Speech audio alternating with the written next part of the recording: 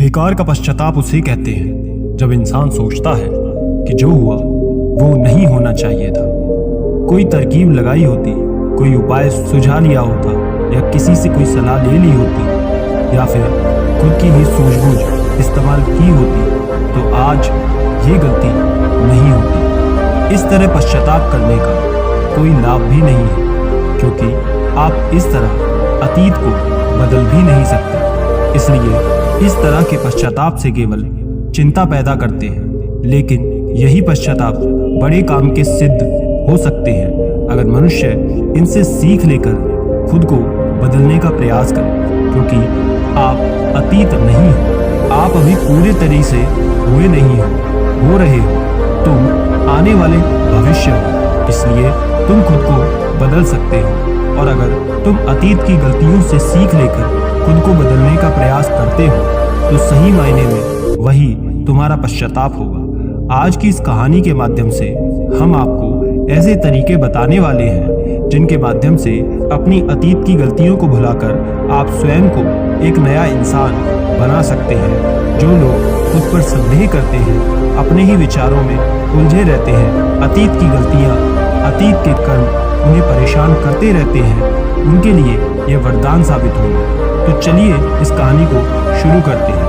उससे पहले छोटी सी रिक्वेस्ट, अगर ऐसी कहानी लगातार आप सुनना चाहते हैं तो चैनल को सब्सक्राइब करके बेल आइकन जरूर दबाएं और कमेंट में नमो बुद्धाय जरूर लिखिए। जीवन में 30 साल मेहनत करने के बाद भी इंसान को उसके कर्मों का फल नहीं मिलता तो वो अंदर से निराश हो जाता है। ऐसा ही एक सन्यासी के साथ हुआ था। एक सन्यासी के साथ ऐसा हुआ कि उसने सन्यास ये सोचकर ग्रहण किया था कि मैं सत्य की खोज किसी भी कीमत पर करके रहूंगा। लेकिन 30 साल बीत चुके थे, लेकिन अभी तक उसके मन पर उसका कोई वश नहीं था। जब भी उसकी नजर सुंदर स्त्री पर पड़ जाती तो उसके मन में कामुक विचार उठने लगते। जब भी वो अकेले में बैठता तो उसे खुद पर पश्चाताप होता कि क्यों उसने सन्यासी जीवन चुना। वो भी इसकी जगह अच्छा खासा पैसा कमा सकता था, अच्छा परिवार बसा सकता था, उसके भी बच्चे हो सकते थे, पत्नी हो सकती थी। लेकिन ये सारे सुख त्याग कर वो जंगल में क्यों चला आया? और इसी तरह के विचारों से वो बहुत ज्यादा नकारात्मक हो गया था। छोटी छोटी बातों पर गुस्सा हो जाना, किसी कामयाब आदमी को देखकर अंदर से जलन पैदा होना, और इसी तरह के नाना प्रकार के विचार उसे परेशान करते रहते थे। और इन्हीं विचारों से परेशान होकर वो आत्महत्या करने का फैसला कर लेता है।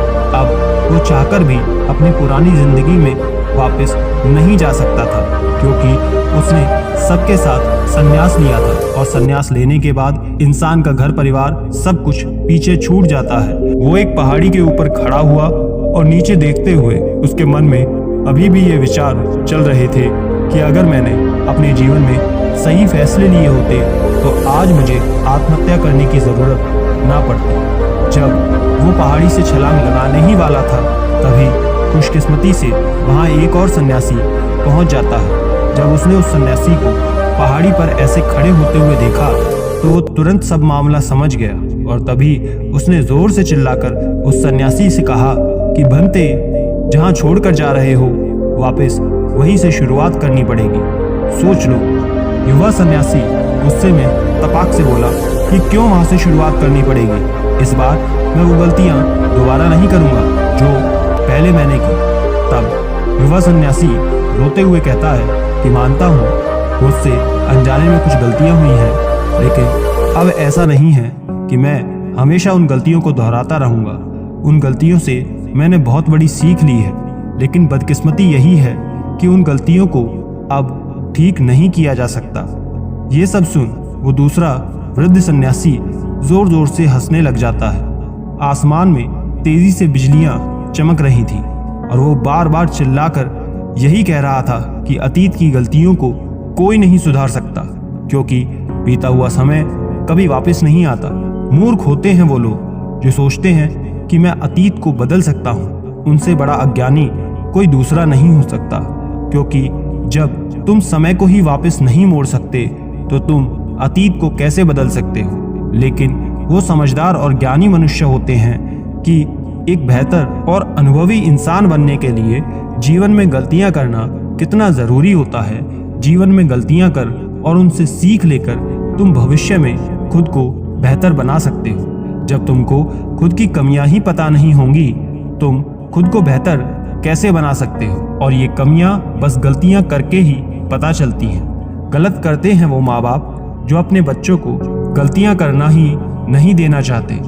जीवन वो युद्ध का मैदान होता है जहाँ पर एक इंसान गलतियां कर करके खुद को योद्धा बनाता है, और जो इंसान ये सोचता है कि जीवन में मैं कुछ गलतियां नहीं करूंगा, वो ये है कि जीवन के रण क्षेत्र में हिस्सा ही नहीं लेना चाहता।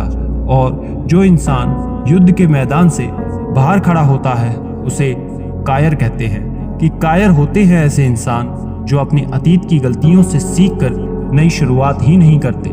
जीवन तो चलते रहने का नाम है। चलते हुए इंसान गिरता भी है, उठता भी है, रोता भी है, लेकिन रुकता कभी नहीं है, क्योंकि जीवन चलते हुए रहने का नाम है।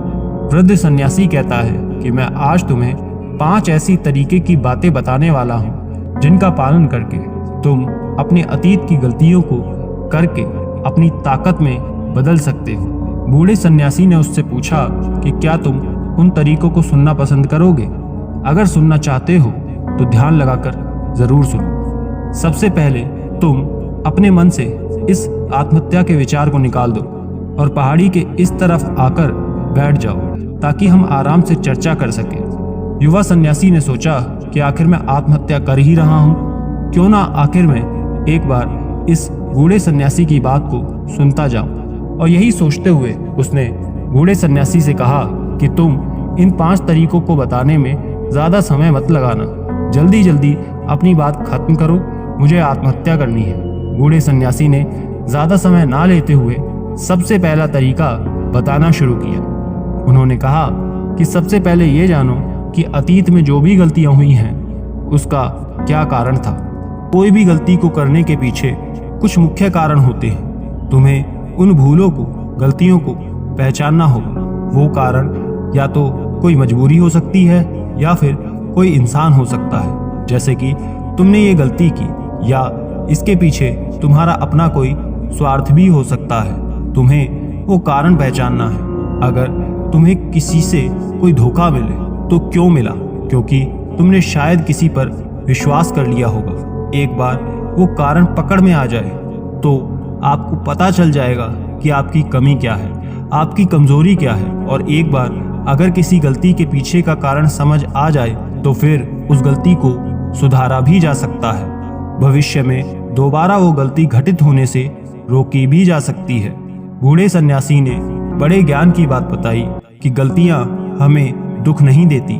दुख हमें तब होता है जब हम उन गलतियों को बार बार दोहराते हैं, जब हमें ये लगने लग जाता है कि शायद अब हम अपनी उन गलतियों को सुधार नहीं पाएंगे। शायद हम में उतना आत्मबल नहीं है कि हम अपनी गलतियों से सीख लेकर उन्हें सुधार सकें। जब हमें खुद पर इस बात को लेकर संदेह होने लगता है तब हमें पीड़ा होती है। अगर एक बार हम गलती करके उससे सीख लेते हैं तो विश्वास कीजिए कि जीवन में फिर कोई भी दुख नहीं रहेगा। इसके लिए हमें उस गलती की वजह पता होना बहुत ज़रूरी है। जब खाली बैठकर चिंतन करोगे तो इतना कठिन नहीं है ये ढूंढना। अगर जब इस गलती की वजह पता चल जाती है तब एक दूसरा तरीका काम आता है। गलती की वजह पता लग जाने के बाद खुद से तुम ये सवाल करो कि इस गलती को करने से पहले तुम कैसे इंसान थे, और ये गलती करने के बाद तुम्हारे अंदर क्या बदलाव आया। क्या तुमने अपनी गलती से सीख ली, और ली तो क्या सीख ली, और अपने बारे में नया क्या जाना। बूढ़े सन्यासी ने कहा कि ऐसे सवाल खुद से पूछने के बाद तुम पाओगे कि तुम्हारे जीवन में कुछ नए अनुभव जुड़ गए हैं। ये अनुभव जीवन में आगे बढ़ने के लिए, विकास करने के लिए बहुत ज़रूरी होते हैं। कुछ लोगों को धोखा मिलता है तो उन्हें लगता है कि इसमें उनकी क्या गलती थी, मुझे धोखा क्यों मिला। लेकिन आपको धोखा आपके अधिक संवेदनशीलता के कारण मिलता है। अगर आप ज़्यादा संवेदनशील हैं, दूसरे की भावना को ज़्यादा समझते हैं, तो इसलिए आप लोगों पर जल्दी विश्वास कर लेते हैं, जिसके कारण आपको धोखा मिलता है। आपकी संवेदनशीलता ही आपके धोखे का कारण है। और यही आपकी गलती है। तो अब आपको आपकी गलती की वजह भी पता चल गई है, तो ये वजह समझ आने के बाद आपको अपने बारे में नया जानने को मिला कि आप ज्यादा संवेदनशील हैं, इसलिए आपको धोखा मिल रहा है। अगर एक बार आपने अपने बारे में निरीक्षण करना शुरू कर दिया तो आपको स्वयं के बारे में ही बहुत सी अद्भुत बातों का पता चल जाएगा। आप खुद बहुत हैरान हो जाएंगे कि आप अपने आप को कितना जानने लगे हैं। इसलिए खुद का निरीक्षण करना बहुत जरूरी है। और तीसरे तरीके से हम खुद से संकल्प करते हैं, दृढ़ संकल्प लेते हैं कि हम भविष्य में कभी भी ये गलती नहीं दोहराएंगे। कोई नई गलती कर लेंगे, कोई नई सीख जरूर मिलेगी, लेकिन ये गलती दोबारा नहीं करेंगे। बूढ़े सन्यासी ने बताया कि 3 तरह के लोग होते हैं। एक वो जो दूसरे की गलतियों से सीखते हैं, दूसरे वो जो स्वयं गलती कर तब सीखते हैं, और तीसरे वो जो गलतियां तो करते रहते हैं लेकिन कभी सीखते नहीं हैं। नदी का मतलब तभी होता है जब वो अलग अलग जगहों से होकर निकलती है। अगर वो एक जगह पर ठहर जाएगी तो कभी नदी नहीं कहलाएगी। इसी प्रकार जीवन भी नई गलतियां करने के लिए बना है। इसलिए अगर तुमने एक बार कोई गलती कर दी तो उसके बाद खुद से दृढ़ संकल्प ले लो कि कोई नई गलती होगी तो ठीक, लेकिन ये गलती जीवन में कभी नहीं दोहराऊंगा। तभी आप जीवन के प्रति बुद्धिमान हो सकते हैं, चतुराई से जीवन जी सकते हैं, वरना एक जानवर के जीवन में और तुम्हारे जीवन में कोई फर्क नहीं रहेगा। चौथा तरीका बताते हुए सन्यासी ने कहा कि कई बार हमें अपनी गलती का पहले ही एहसास हो जाता है। गलती होने से पहले ही हमें पता चल जाता है कि गलती होने वाली है। तो यदि आपको भी ऐसा कुछ पहले से एहसास हो रहा है तो इसका मतलब ये है कि आप बहुत खुशकिस्मत हैं। आप उस गलती को होने से रोक सकते हैं। ब्रह्मांड हमें ये संकेत देता है और हम सब ने ये महसूस भी किया होगा, लेकिन फिर भी हम उसे नजरअंदाज कर देते हैं, जिसका परिणाम हमें भविष्य में भोगना पड़ता है। धीरे धीरे जब आप अपनी अतीत की गलतियों से सीखने लगते हैं तब आपका अनुभव बढ़ने लगता है, जीवन के बारे में समझ पैदा होती है, और जब समझ पैदा होने लगती है तो गलतियों को होने से रोका जा सकता है। अपनी बुद्धिमानी का इस्तेमाल करिए, चिंतन करिए कि कोई भी काम आप कर रहे हैं उसका परिणाम क्या हो सकता है, क्या ये कोई गलती तो नहीं कहलाएगी। और इसी तरह आप जीवन के लिए परिपक्व बनते जाते हैं। यही आपका विकास है और सभी मनुष्यों को यहाँ से होकर गुजरना ही होगा, वरना ये जीवन वहीं पर ठहर जाएगा, आगे नहीं बढ़ेगा।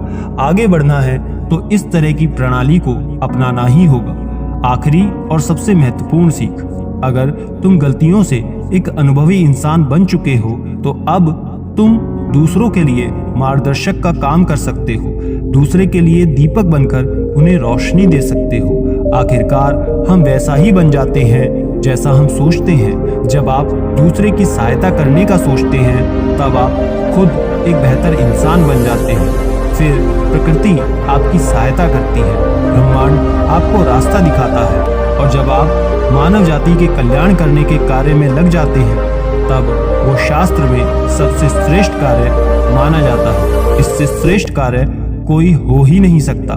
जो मनुष्य समस्त जीव जंतु और मानव जाति के कल्याण के बारे में सोचता है, ऐसे लोग परमात्मा तुल्य हो जाते हैं। ऐसे लोगों के मन में करुणा और प्रेम उत्पन्न होने लगता है। परमात्मा प्रेम और करुणा का ही दूसरा नाम है। ये सब सुन वो युवा सन्यासी उस बूढ़े सन्यासी के चरणों में नतमस्तक हो गया। ऐसे निर्मल और सार्थक बना देने वाले ज्ञान को पाकर उसकी आंखों से धन्यवाद के आंसू बहने लगे थे।